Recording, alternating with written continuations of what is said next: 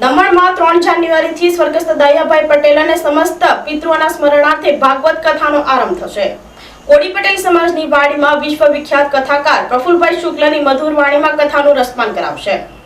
દમણ અને દીવના લોકલાડીલા પૂર્વ સાંસદ સ્વર્ગસ્થ દયાભાઈ વલ્લભભાઈ પટેલના સ્મરણાર્થે 3 જાન્યુઆરીથી શ્રી સોમનાથ ભવન ભેંસરોડ દમણ જિલ્લા કોળી પટેલ સમાજની વાડીમાં વિશ્વવિખ્યાત કથાકાર પ્રફુલભાઈ શુક્લની મધુર વાણી દ્વારા 859મી ભાગવત કથાનો આરંભ થઈ રહ્યો છે। આજે યોજાયેલ પત્રકાર પરિષદમાં માહિતી આપતા જિગ્નેશ પટેલે જણાવ્યું હતું કે સ્વર્ગસ્થ દયાભાઈ પટેલ અને આપણા દમણ અને દીવના સમસ્ત પિતૃઓના સ્મરણાર્થે યોજાયેલ આ ભાગવત કથાની ભવ્ય પોથયાત્રા ગોત્રેજ માતા મંદિર ભેંસરોડ મંદિરેથી નીકળશે, જ્યાં 21 જગ્યાએથી પધારેલ પોથીયાત્રા જોડાશે અને ભેંસરોડ દમણ જિલ્લા કોળી પટેલ સમાજની વાડીમાં પહોંચશે।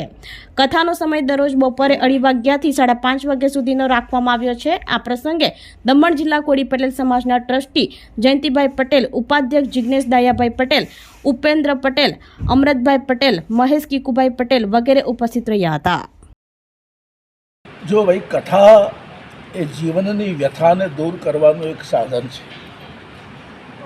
ભાગવતમાં એમ લખ્યું છે, તવ કથા અમૃતમ તપ્ત જીવનમ કવિ ભીરીડિતમ કલ્મ શાપહમ શ્રવણ મંગલમ શ્રીમદાતતમ ભવિ ગૃણામતિ તે ભૂરિદા જન।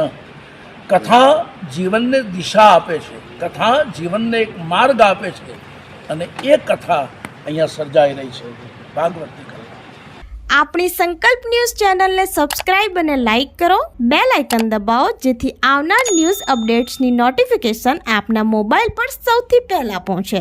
Like, subscribe and share the video.